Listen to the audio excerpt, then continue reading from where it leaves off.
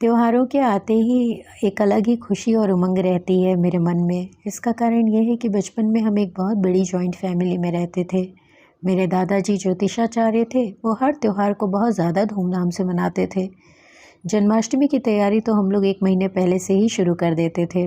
भगवान जी के कपड़े घर में सिले जाते थे, तरह तरह की मोतियों से उनकी मालाएं पिरोई जाती थीं, बहुत बड़ी बड़ी झांकियाँ सजाई जाती थीं। पूरा माहौल ही हर्ष और उल्लास से परिपूर्ण होता था। जैसे जैसे बड़ी हुई, पढ़ाई और करियर के चक्कर में इन चीज़ों से दूर होती गई। खैर, वो भी गलत नहीं था, हर एज की अलग अलग प्रायोरिटीज़ होती हैं। शादी के बाद जब तक बच्चे छोटे थे तब तक मैं हमेशा कोशिश करती थी कि त्यौहार परिवार के साथ ही मनाऊं, क्योंकि नौकरी के सिलसिले में हम हमेशा घर परिवार से दूर ही रहे।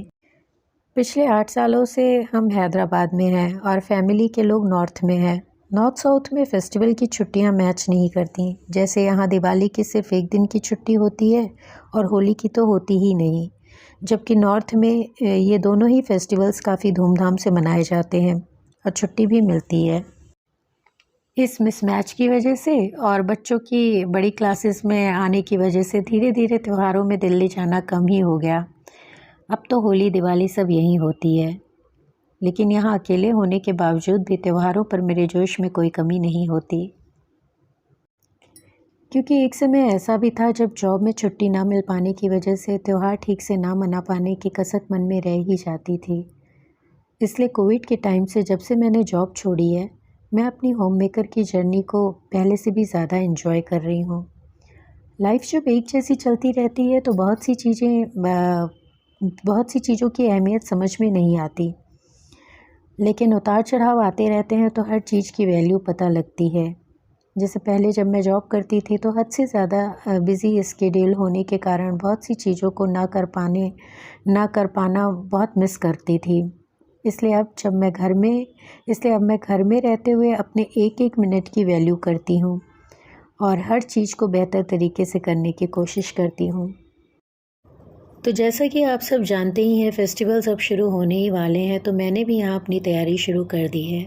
और फेस्टिवल्स के टाइम पर हम सब ये तो प्लान करते ही हैं कि क्या क्या ख़रीद कर लाना है घर में, लेकिन मैं शुरुआत करती हूँ इस बात से कि क्या क्या निकालना है घर से, कौन कौन सी यूज़लेस चीज़ें निकालनी है अपने घर से और कौन कौन से यूज़लेस थॉट्स निकालने हैं अपने दिल और दिमाग से। जी हाँ, जितना ज़रूरी है अपने घर की सफाई, उतनी ही ज़रूरी है अपने दिल और दिमाग की सफाई। अपने माइंड को नेगेटिविटी से दूर रखें। मेरा डोनेशन बैग रेडी हो गया है। कपड़ों के अलावा पुरानी बेडशीट, ब्लैंकेट, फुटवेयर, बर्तन या घर गृहस्थी का कोई भी ऐसा सामान जो हम ज़्यादा यूज़ नहीं करते, मैं कोशिश करती हूँ कि रेगुलर इंटरवल पर उन्हें हटाती रहूँ।